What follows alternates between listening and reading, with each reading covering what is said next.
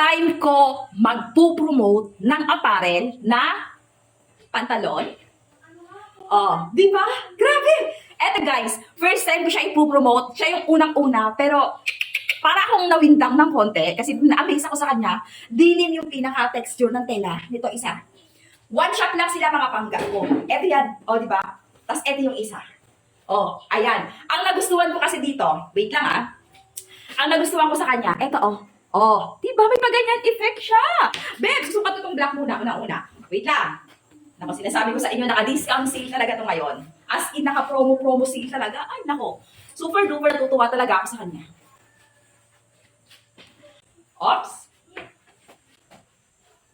Be, ayan yan. Oh, ito yung pinaka-texture nung pants. Okay? Minimalist lang ang design, ha? Oh.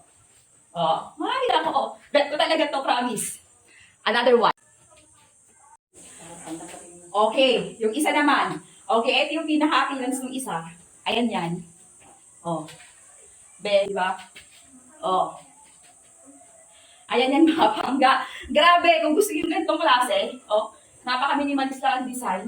Naku, quality mga babes ko ha, napakaganda ng tela niyan. Maglalagay ako ng link sa baba.